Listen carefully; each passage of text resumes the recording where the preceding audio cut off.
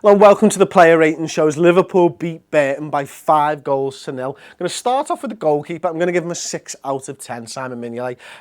Mainly because of that little flap at the end of the game, or close to the end of the game and stuff. Look, he didn't really have much to do, did he? So I'm going to give him a 6 out of 10. Nathaniel Klein, I'm going to give him an 8.5 out of 10. I thought he was really good going forward. You know, he obviously gets the assist for the Firmino goal, the second goal I think it was, but he was providing a constant threat, and it wasn't just on one occasion, it was all throughout. Whenever we were playing down the right hand side, Nathaniel Klein was there to back up Sadio Mane and offer an outlet to him. So I was really impressed with him from an attacking sense. He's always good defensively in my eyes anyway.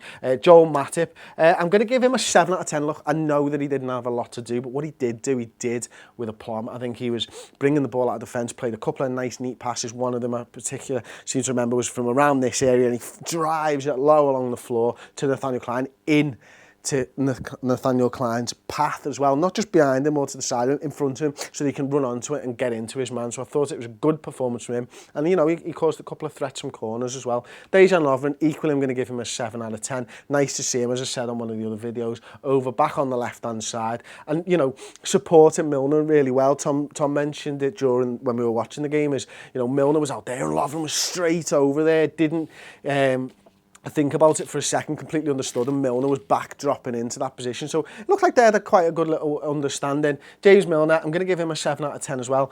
For me, probably from the defenders, I realised that they're all on roughly the same mark, but when James Milner came down, he was cutting back in a little bit too much, and you know, I want to see James Milner, when he does come in, when he does go down the left-hand side, I do want to see him just be a little bit braver. I know he's not left-footed, but go round your man on the outside and try and get a ball in. All that being said, the assist was marvellous. Like, that little 1-2 with Sadio Mane, then the ball over to Daniel Sturridge, absolutely brilliant. Not something you expect to see from a left-back, in all fairness.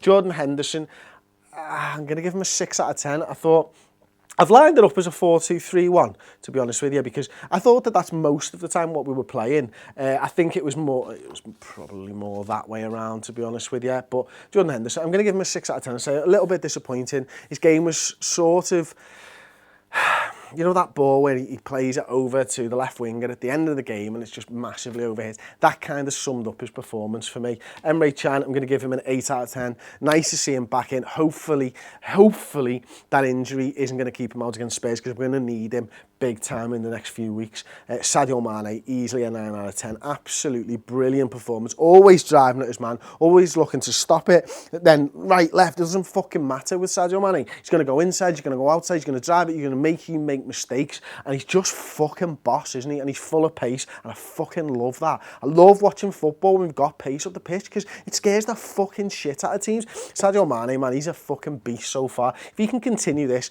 he's already my favourite player in the team. He's already the player that excites me most when he's got the ball. After like 2 games, you know what I mean? And I'm like creaming me fucking kecks over him. I can't wait to see him more this season. I can't wait to go to a game where I get to look at Sadio Mane and go, fucking wow, that's what I want to see in a Liverpool shirt. Adam Lallana, I thought he had another good game, 7 out of 10. It looked really good interlinking play with Firmino, with Origi, with Mané. The way that they were swapping positions, absolutely brilliant for me. Roberto Firmino, I'm going to give him a 7 out of 10 as well. No, 8 out of 10, he gets a header goal at the end of the day. That first half, actually, he found himself in the striker's position so often, and Origi was pulling out. It was just great to see the fluidity of the 4 players at the front of the pitch. Divock Origi, I'm going to give him an 8 out of 10. Again, you know, some of those intelligent runs. He caught offside a couple of times, but really intelligent. The way he's bending his run and stuff like that, and the difference maker that he can be. Hopefully we'll see that more going forward this season. I'm going to bring Daniel Sturridge in. I'm going to fucking pop him there because I can't be arsed moving everyone else around, to be honest with you. Daniel Sturridge has got to get a 9 out of 10 for that performance, because well, there's a couple of times he got a little bit greedy, wanted a hat-trick, I totally get that, but he's got 2 goals in like 20 odd minutes or something. So that's what you want to see from Daniel Sturridge. That is just textbook Daniel Sturridge. 2 goals, that's all I fucking care about. Score goals, I'll be a fucking happy man. Gini Wijnaldum, didn't really notice him, to be perfectly honest with you. 6 out of 10.